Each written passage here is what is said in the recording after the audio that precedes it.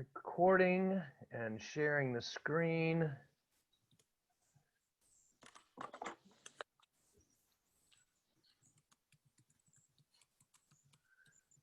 Everybody see that? Let's see. Here we go. Look at you. Yeah.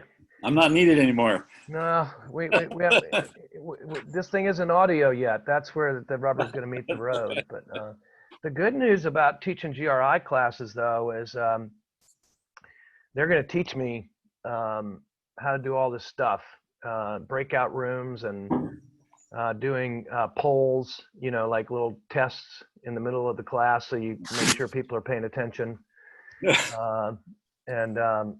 So at some point they're supposed to give me a training because not sure why, but I ended up being picked to be the pilot GRI instructor. In October, I think October, November, I'm teaching 2 classes, and I'll get you guys the information. I'm not sure if they're going to I'm not sure how they're doing it. They've got several associations that are kind of partnering together on it, and I'm trying to negotiate, since I'm teaching it, my agents should be able to take it. But I'll keep you posted on that. But it's like October, November, and one of them's the business planning class, and the other one is I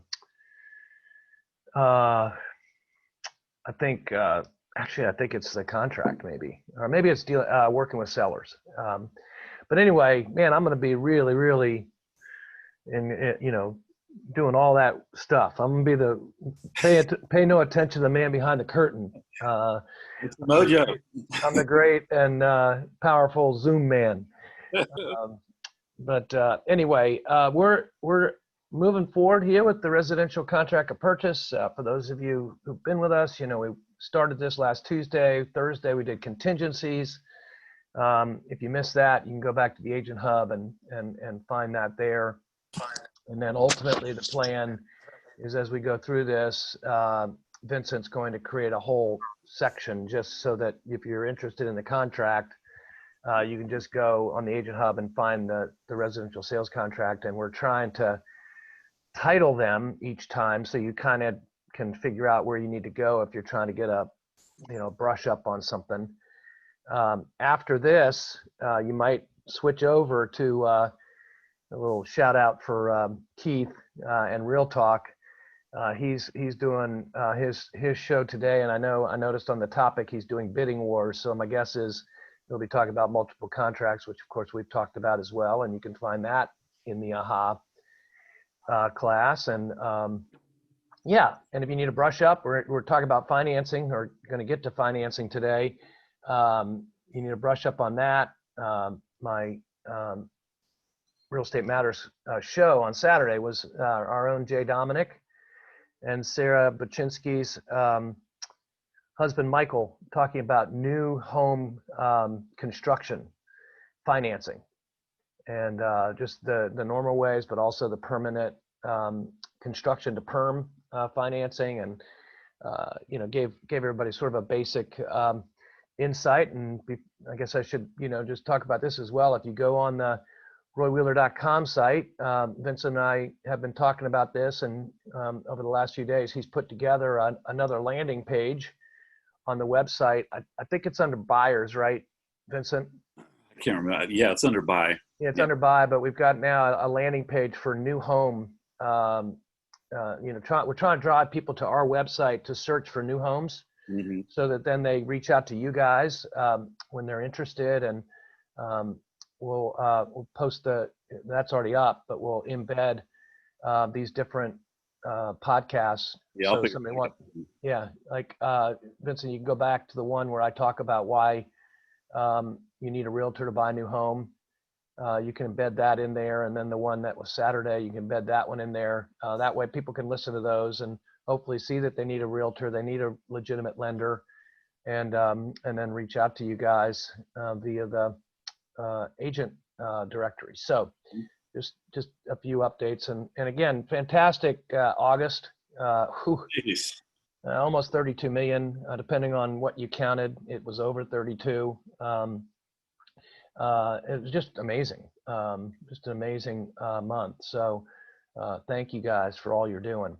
All right, paragraph 3, we get into the purchase price of the property is, and this is just like writing a check, right? You can, yeah, 335,000 and 13 cents if that's what you're doing in regards to the thing, but you're writing that out, and then obviously putting the numerical value in there, which shall be paid to the seller at settlement in cash or by cashiers or certified check or wired funds, subject to the prorations described herein and from the following sources. Now, just again, here's a quick thing that's changed in the last, I'd say, year or so.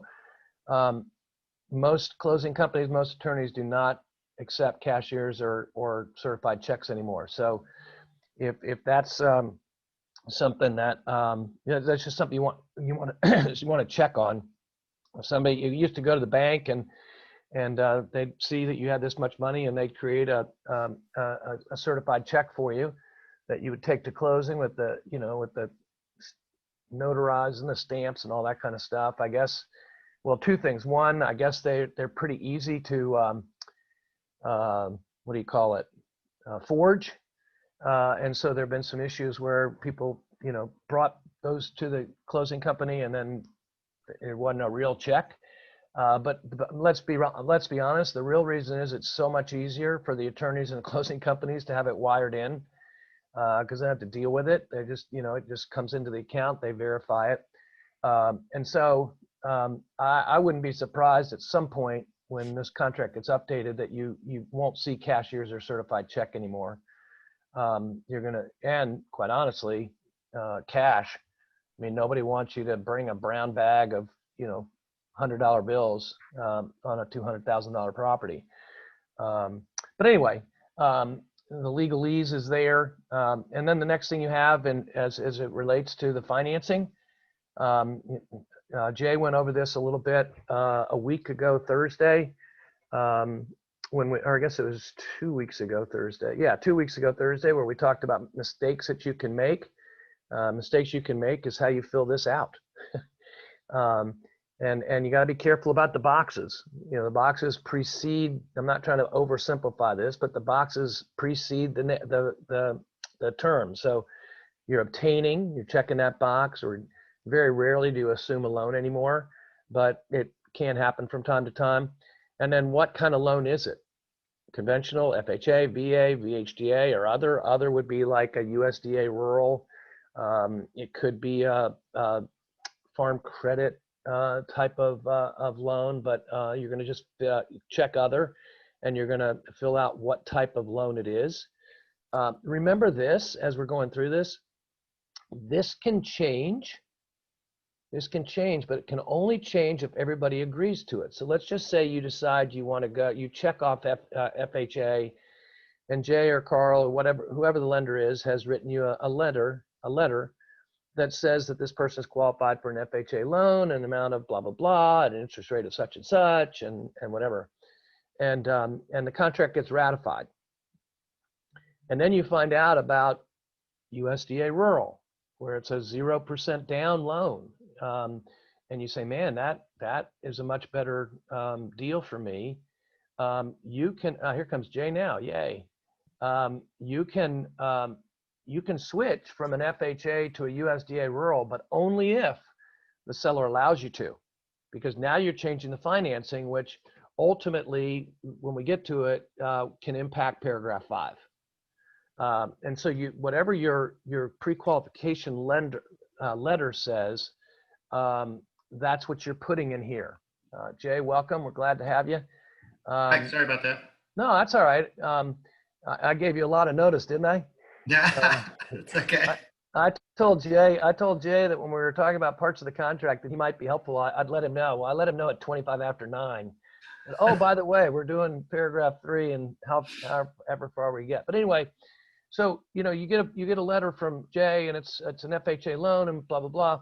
That's what you're going to check here. You're going to check FHA, and it's a loan secured by a first deed of trust, lien on the property, and the principal amount of blank. You should have that number, or you can put in like a 97% or 80% or 95% of the purchase price bearing interest at a fixed rate at a maximum rate during the term of the loan not exceeding. Now, right now, interest rates are, I guess what, about 3, Jay? Yes, depending on the situation, that's a good roundabout figure. Yeah, and so when you're helping an agent talking about this, what do you usually put in this next line as far as not exceeding? Are you asking me? Yes.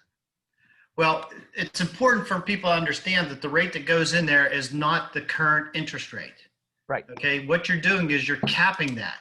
You're telling the seller that, look, I'm going to give these people some room in their qualifying. As long as the rates are this or under, then we're still okay with this contract. But if you put something like 2.5 in there, you've given your client an out right off the bat. Like say, well, I can't get 2.5. I can't go through the contract. And further, if they come back and say, oh, hey, we were unable to get financing, they're going to say, well, you put in there that you can get that rate. So, put in something in there, make sure they understand that if the going rates are 3%, that you should be putting a rate in there probably a 0.25% above that. Yeah, so that's what I was going to say. So, from a buyer standpoint, to put in 3.25, 3.5 at that point is not a bad thing to put in that line, right? Right.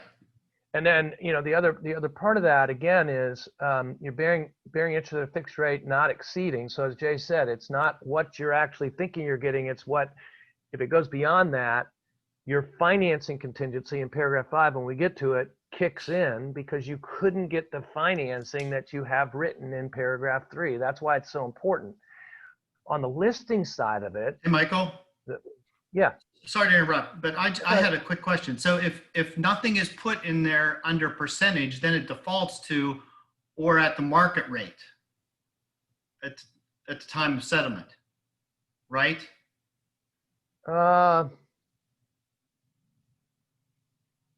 Yeah, or at the market rate. That's down on paragraph line 4. Yeah. So if all you those leave, all if you those leave are it see blank, those folks. All those are commas. That's a great point. Go ahead, Jay.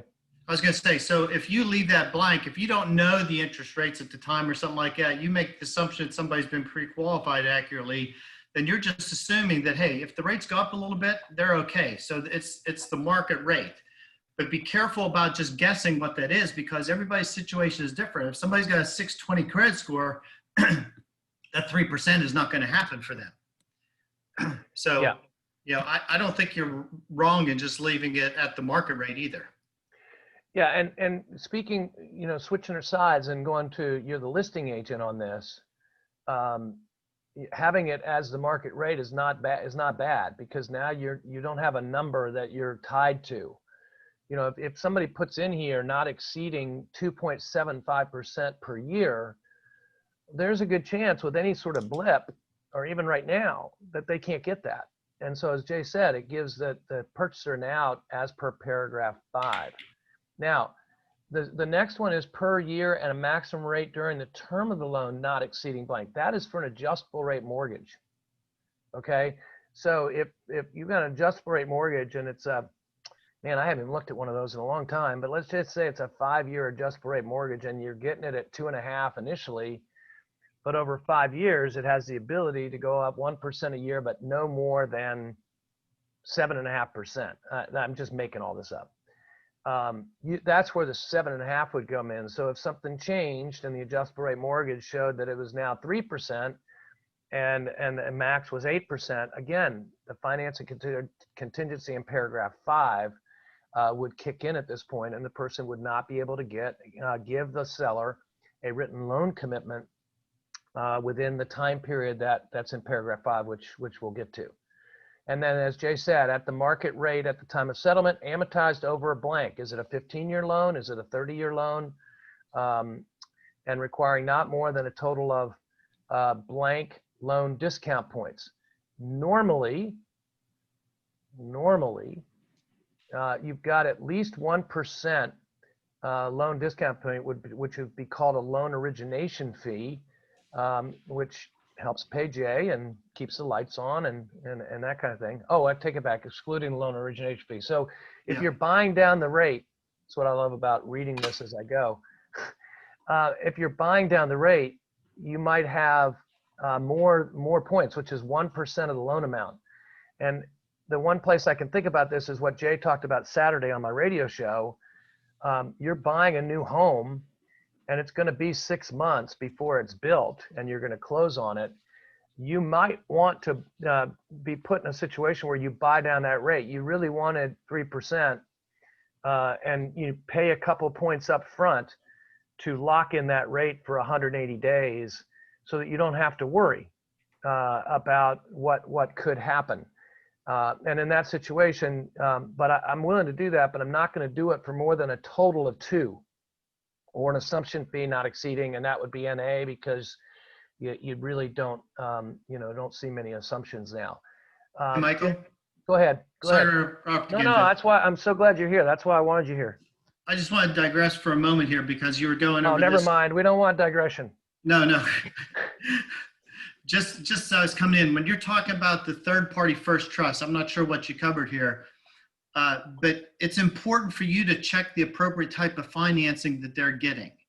Okay, if they're getting an FHA loan and you don't check that, you leave it blank or leave it other or leave it as conventional, then you've not given your client the protection of, I think it's paragraph 6. 5. Okay? When you check off FHA or VA, then that also invokes that paragraph 6, which gives the protection on the appraisal to your buyer. Yep. Okay. Yeah, good. Yeah, we didn't cover that. We covered the other stuff about making sure you check it. And if you're going to change it for some reason, you go from FHA to USDA rural or something, that's an amendment to the contract. And again, because I'm a simple guy, PE major, the way I remember these things is addendum means you're adding something to the contract. Amendment means you're mending it, you're fixing it, you're changing, you're mending it. So it's an amendment when you're changing something, and it's an addendum when you're adding something. Okay, if this contract provides for the assumption of a loan, parties acknowledge the balance set forth as approximate principal amount, blah, blah. I honestly can't remember the last time I saw a contract that assumed a loan. Back in the day, that's how we did business. I mean, back when I first got into business, FHA and VAs were fully assumable with no qualifications. And so when the interest rates were, 18, 19, 20%, if you could find an FHA or a VA loan at 12%, you were so happy because you paid the amount of money down to get back to the loan, and then you just assumed that loan. And there were all sorts of creative things you could do in that situation. The biggest one, let's say, again, the average sales price when I first got in the business was $100,000 in Northern Virginia, and you found an FHA loan that was at $75,000. You could buy the house at $100,000. You could put 5% down, and you get a seller to take back a second of $20,000. And there were no qualifications. It was just the seller said, "Yeah, I'll take it back." And then you had these wheeler dealers out there. I had 2 or 3 guys that I could call at any minute, and they would buy those second trusts off the seller at a 5% per year discount rate. So what that means, I know I'm getting way off track, but it's kind of fun. So that $20,000 second, it was a 5-year interest-only note. So they would buy the note from the seller at 5 to 25%. So they would buy the note at $15,000.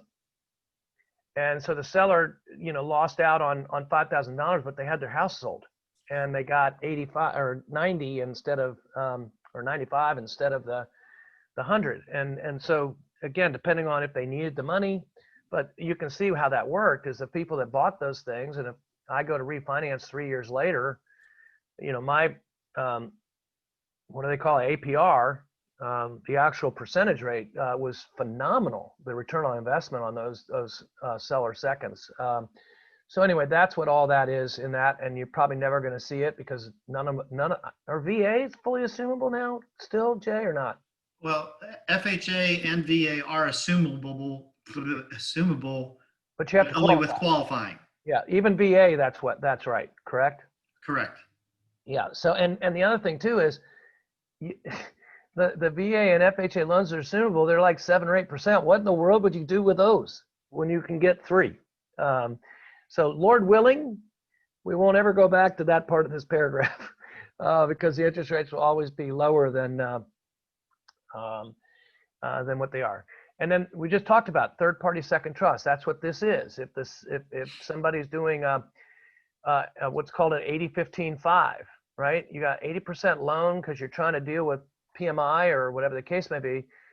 The purchaser is going to put 5% down, and then there's going to be a third-party second trust in the amount of $15,000. I mean, 15%. So you would have sales also contingent on purchase obtaining a loan secured by second deed trust in the principal amount of, again, using the 100,000 for the sake of discussion, 100,000, you got 5% down, that gets you to 95, and you got 15%. So it would be an amount of $15,000 or 15% of the purchase price, bearing interest at a rate not exceeding, again, amortized as following, and requiring not more than a total of X amount of loan discount points, excluding the origination fee. Now, just real quick, the reason the line's longer where it says amortized as follows, the second trusts normally aren't 30-year.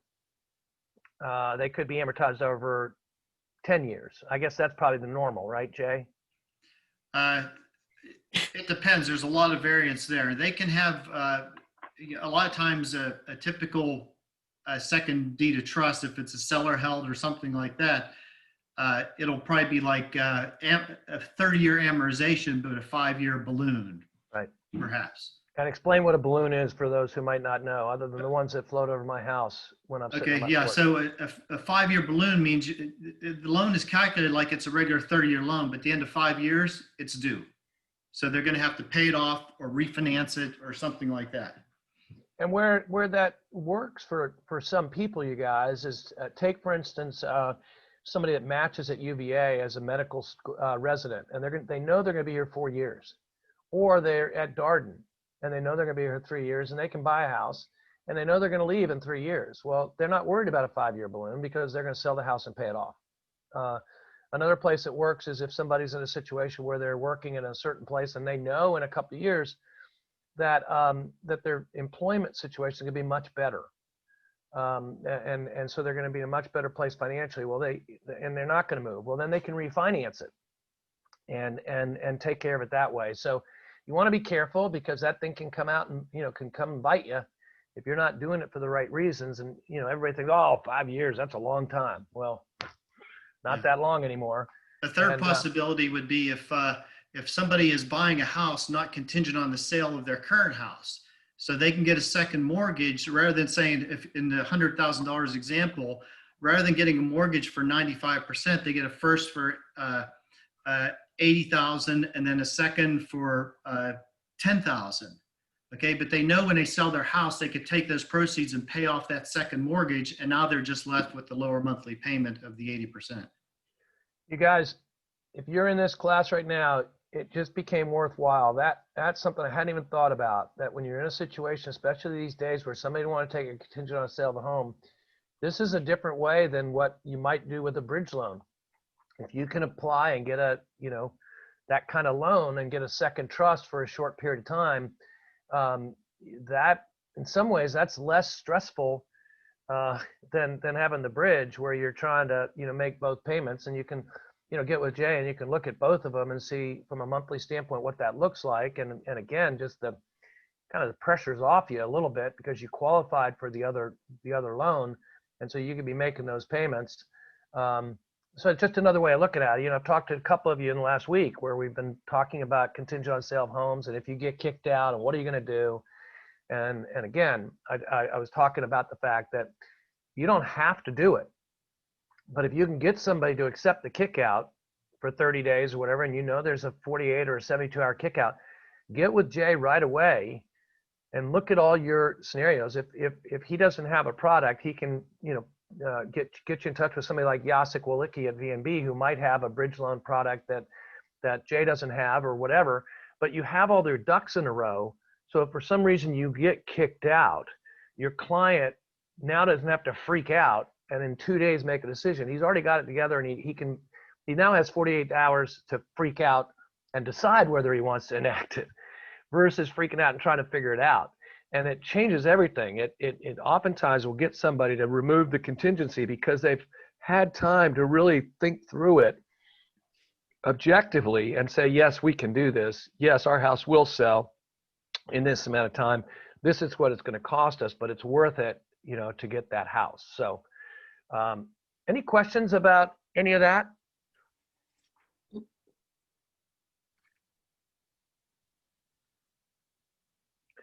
Okay.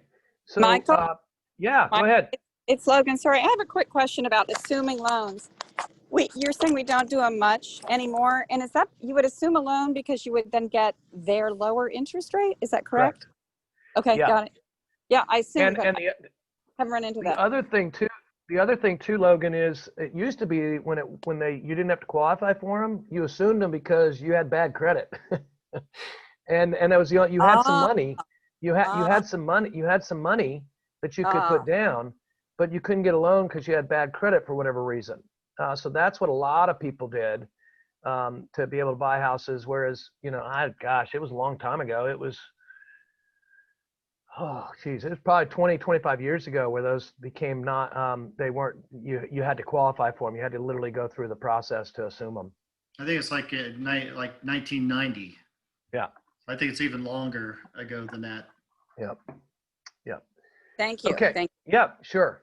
All right. Now, you can sometimes have seller financing. There's some sellers out there that are trying to sell an investment property or do whatever and just going back to what we said, they, in a tough real estate market when the inventory is excessive, which we're not in right now, sometimes the seller will say, well, I'll do seller financing, and they will take that B or C papered credit and because it's going to get their house sold. And so they'll take the financing themselves and give somebody an opportunity to buy something that maybe they couldn't have done because of credit or whatever the case may be.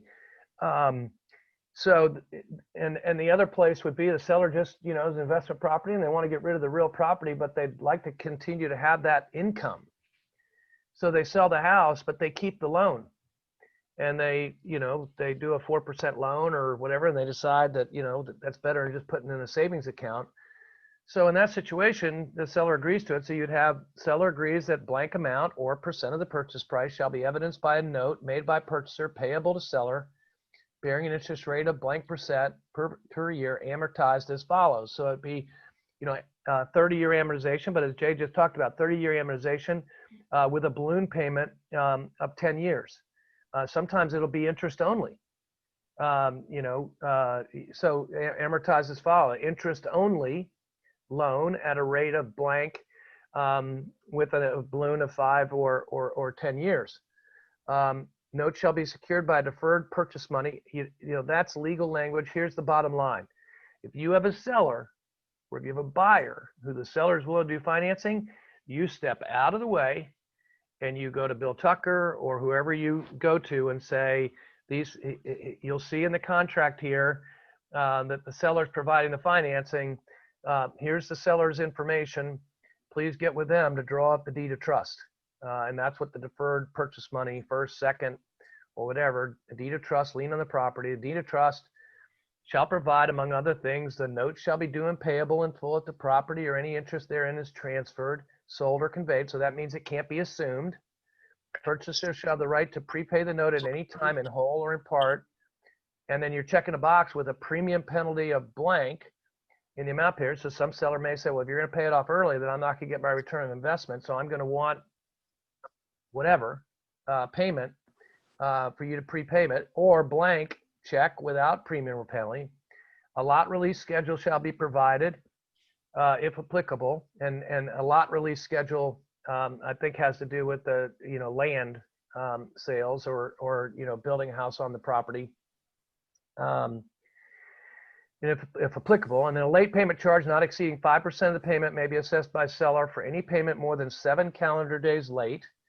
The note and deed of trust shall otherwise be in form satisfactory to seller. Other terms. Now, interesting there, folks, read that, in form satisfactory to seller, not the buyer.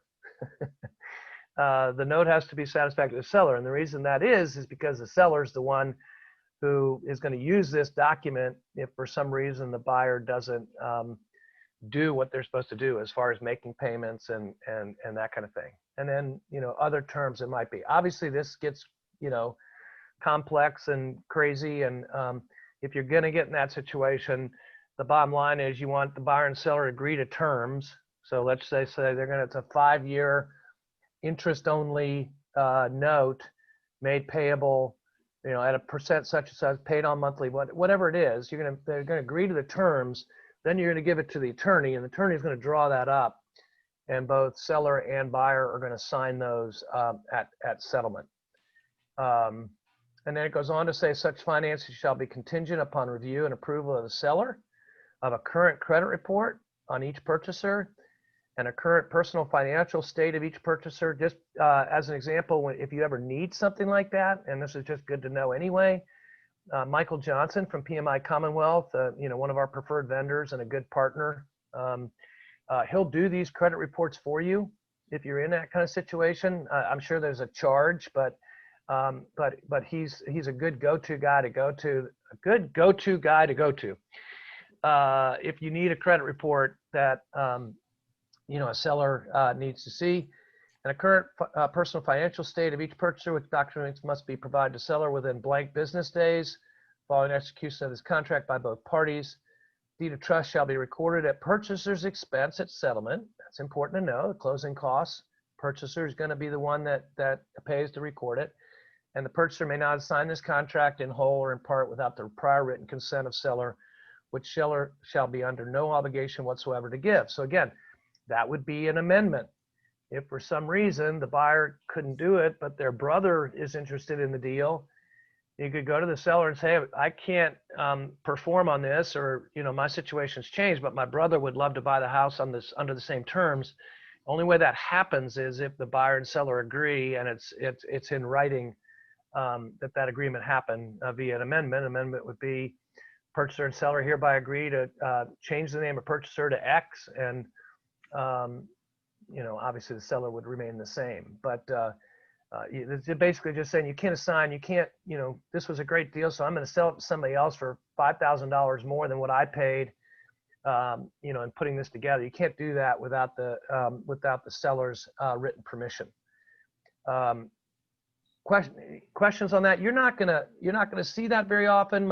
Again, if you run into that, just please get with me. We'll talk about it. And then my guess is if you were in that situation and you went to Bill Tucker or Hope Payne or Jeff Early or whoever it might be, they probably have a boilerplate deed of trust that they could send to you and to the seller and the buyer, so that they could see what it would look like. Questions on that? Let me interject one thing, Sure. because I know it talks about the financing being acceptable to seller and stuff like that. Let me throw a third thing in there. It has to be acceptable to the lender. Okay, so these days that's if it's a second or a third. Right. I think this particular one is in regards to just the seller's financing the whole thing. Yeah, go then ahead. do whatever you want there. Yeah. But if the seller held second or something like that, there's specific rules about how that financing can be structured. Like you can't have a 3-year balloon, and it can't be interest only, and you can't do 100% loan to value or something like that, or combined loan to value. So just like say, this is something that would rarely come up, doesn't seem to come up these days very often, but it could be an extra tool. If somebody's trying to sell the house, they can make the incentive a little sweeter if the seller can do something like that. Yep. Okay. The next one's a little bit confusing, but shouldn't be. Balance of purchase price. Purchaser will provide the balance of the purchase price from purchaser's funds in cash or by cashier's check or certified check or wired funds at settlement. The reason this is a little bit confusing is what this is saying is above and beyond the loan. So obviously if it's 100% USDA rural loan, there's not a balance. Everything's in the financing, right? If it's cash, then all these would be NA and 0. So the balance would be the cash. The confusing one is that the earnest money is included in this number. So the earnest money is considered part of the what you're paying in the balance. So if you've got a $5,000 earnest money check, and you're whatever you're, as the purchaser is agreeing to put down, let's say it's $20,000, it's a 20% down payment on 100,000. Well, obviously the $5,000 earnest money is part of that 20,000. It's not really noted here, but that's, some people think that that's an addition to, or whatever the case may be. And then if you have other financing terms above and beyond what's already been written here, this is where you're going to put, this is kind of like the other contract terms on the, on the last page of the contract. This is kind of where you just, put things in. One thing that you can put in here, let's just say it is a conventional loan, and this is an important piece of this. As Jay was talking about before, when we get to paragraph 6, when we talk about FHA, VA, it talks about the appraisal. Conventional loans, the paragraph, the financing contingency paragraph says nothing about appraisals. And you want to make sure as the buyer that your contract is subject to the property appraising at the contract price. And another financing terms, it'd be a good place to put that. Seller understands that the contract is subject to the property appraising at the agreed upon sales price. And the reason that you want that in there is that when we get to paragraph 5 and we talk about the financing contingency removal, there's sometimes that you have to remove that before you've gotten the appraisal done. Hopefully not, but if it's the case, what happens is you remove that financing contingency and then you find out the appraisal came in low, so you can't get the financing that you've got here that we've already just talked about, for the last, 35 minutes. You're kind of stuck because you don't have the financing contingency out anymore because you've removed it. But if you put in other terms, or again, in other terms at the end of the contract, that the property must appraise for the contract price, then if it doesn't, you can get out because of the fact that you've noted it in there. So that, you can use letter E to do that if you need to. And it's just very simple. Purchaser, seller hereby agree that contract must appraise at the agreed upon sales price. And, to add on to it, you would, and I think there's maybe language in the transaction desk, but basically, should the property not appraise and the purchaser and seller not mutually agree on the change in the contract, then the purchaser can terminate the contract and the earnest money is returned. So, again, if you get in that place and you need that language, just let me know. But this would be a place that you would put that. Okay, questions on that? All right, then we get to paragraph 4. And again, this is a lot of language, but it's pretty simple. You got to have money to put down for earnest money, or basically financial remuneration, to put into the property so that you have a valid contract. So the purchasers agree to make a deposit of, again, like a check, blank amount to be held by the escrow agent. And here's a place just to remind yourself, we can hold that escrow, but these days, most every attorney, and I know Charlottesville Settlement, will hold the escrow. That's one less thing that you have to worry about, that I have to worry about, that Mary has to worry about. If you send it, your purchaser's using Bill Tucker, or your purchaser's using Hope Payne or Charlottesville Settlement or whoever it is, and you've checked with them, you can actually put in Charlottesville Settlement Company, the escrow agent.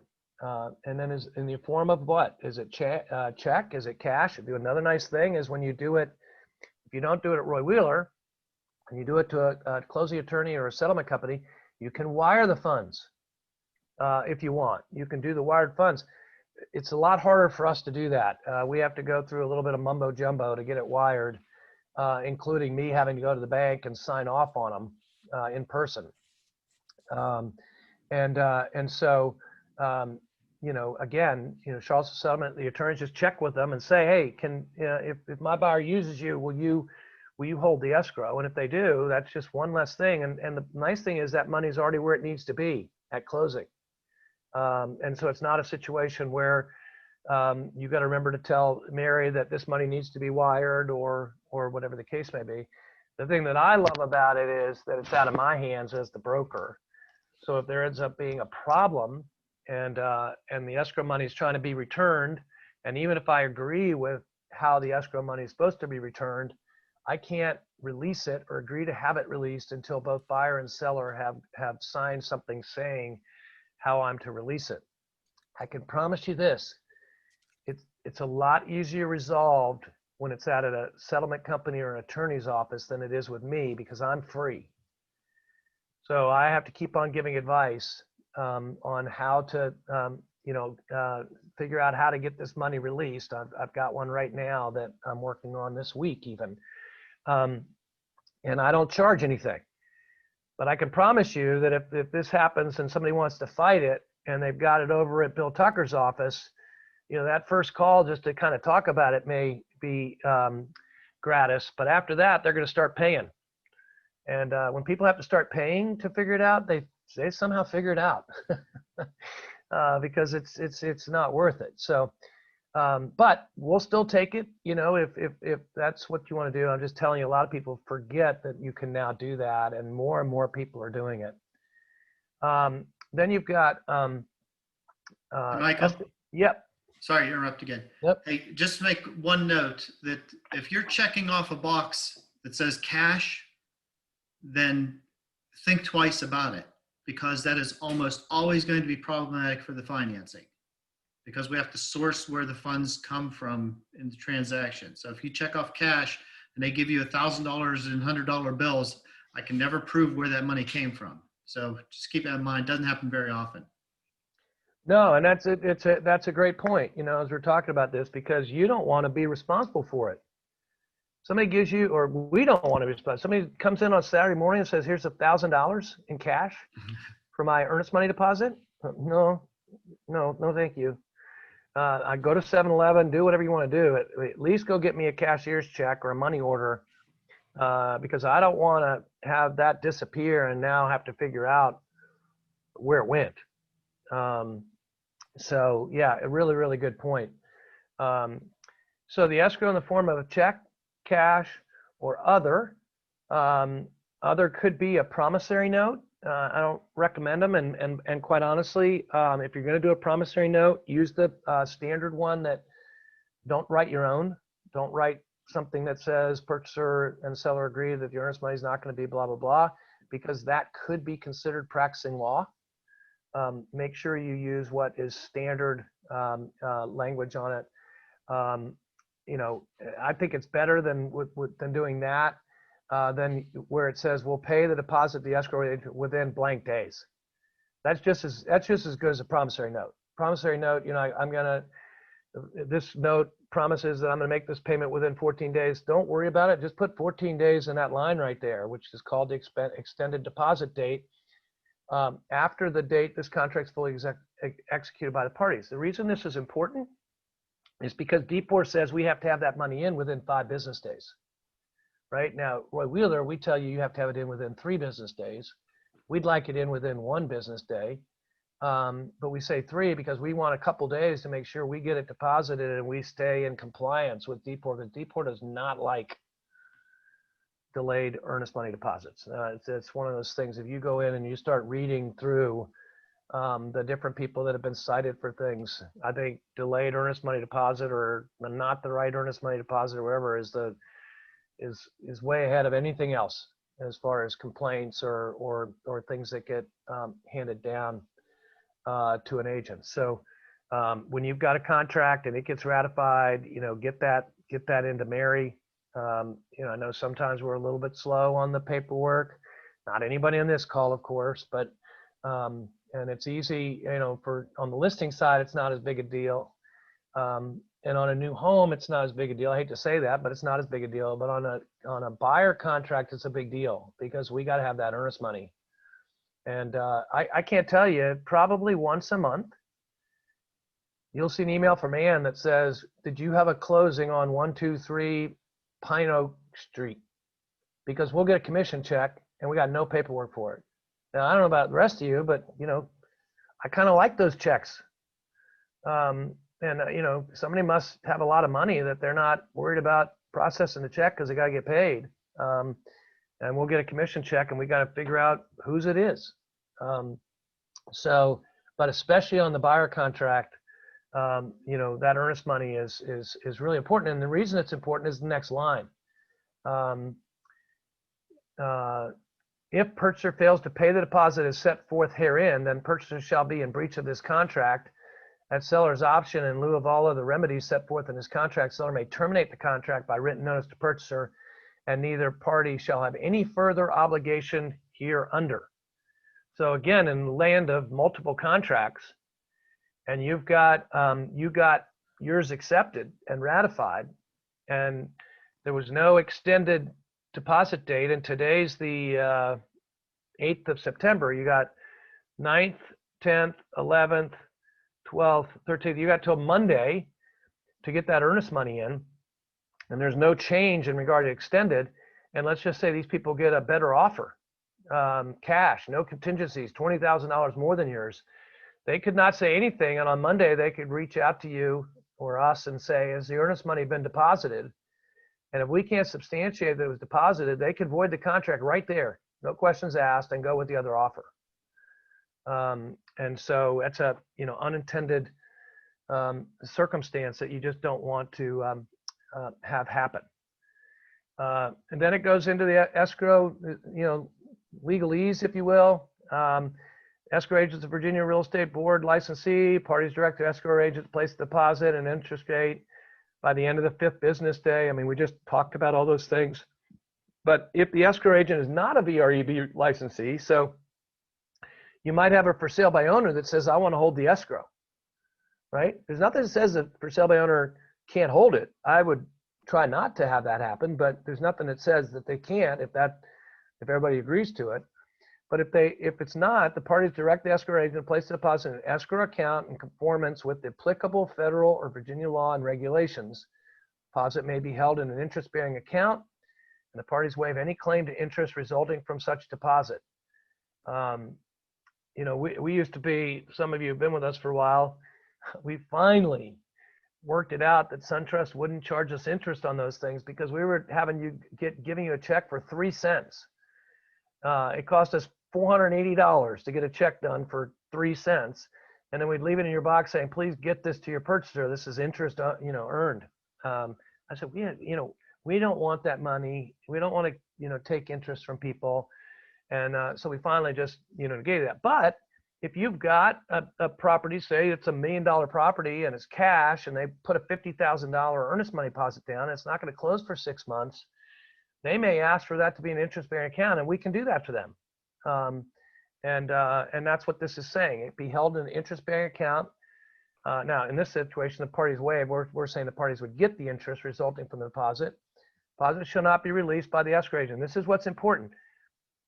I can totally agree with you as to how it should come out. I can totally agree with your client. I can totally agree with the other person's client, not ours, that they should get the money. However, it can only be released by it gets credited at closing, the seller and purchaser agree in writing as to its disposition, or a court orders a disbursement of the funds, or dispersed in such a manner as authorized by the terms of this contract or by Virginia law or regulations. Seller and purchaser agree the escrow agent shall have no liability in any party for dispersing the deposit in accordance with this paragraph, except in the event of escrow agent's negligence or willful misconduct. Basically what this means is I'm not releasing it as the escrow agent until one of these things happen. Now, the only one that they don't mention in here is what's called the 30-day letter.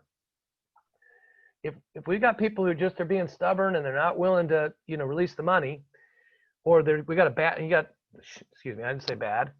We have an agent on the other side that isn't quite doing his work or her work the best way they know how.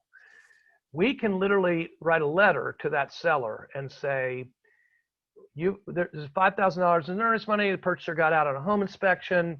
Unless we hear adversarially from you within 30 days, we're going to release this earnest money. And if I don't get anything back like a hell no or over my dead body or whatever in that 30-day period, then I send another letter saying we've released the $5,000 to such and such as per the letter. And going back to this, I'm in accordance with the VREB regulation, the DPOR regulations in that situation.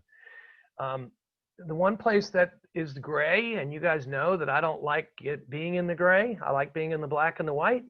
But the one place that there is gray is that there's some ways that contracts are written that says, like I've already said, as far as the appraisal, that the parties will terminate the contract and the earnest money shall be released to the purchaser.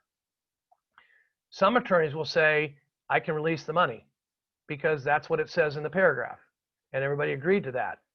But when I look at this and I'm trying to make sure that I'm doing things right, and I go back to, let's see, 2, seller and purchaser agree in writing as to its disposition.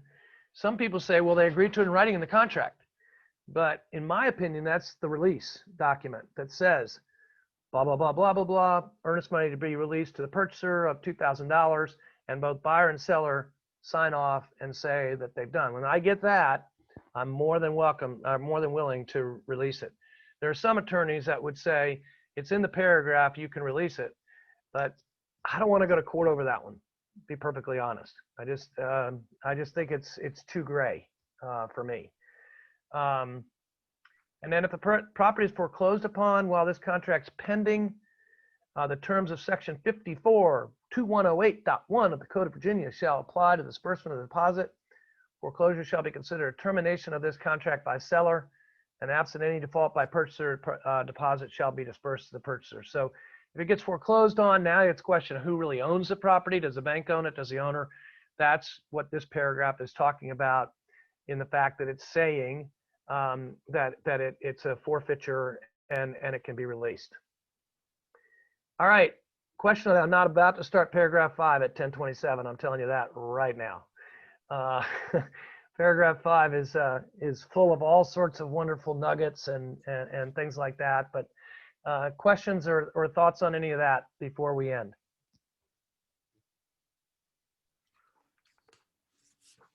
Well, you guys are a quiet group this morning. Trying to soak it all in. Yeah, so there we go. Paragraph 4 is completed. We're just flying along here. Some of the paragraphs will go faster than others. These first group, if we get through two at a time, we're doing great. But any questions you have, don't ever hesitate to reach out to me, which you don't hesitate, which is good. And don't forget that the 11 o'clock virtual broker open has been canceled because Carl somehow hurt his shoulder. I'll give you guys an update on that when I hear more. Jay, you didn't hear any more about what he did you? Jay? He said no. Oh, okay. All right. I sent an email out as well. Yeah. To all the agents. Yeah. Yeah. Keep Sorry, I those muted out. myself. Just real quickly, I did send out, sort of the week at a glance yesterday. There is a YPM coffee tomorrow, the car YPM, that looks pretty interesting. But you have to register at car.com for that. And then also on Thursday, there's an economic summit. It's kind of the general membership meeting, economic summit. Again, you have to register at car.com. That's, I think, from 9 to 10:30 on Thursday. So watch for those. And if you have time to do it, and especially some of you new folks, those general membership meetings, it's good to kind of get an overview of what's happening over at CAR and be updated on everything. And we'll take it from there. Have a great rest of the day. Thanks for joining me, and take care. Thank you. Thank you. Thank you.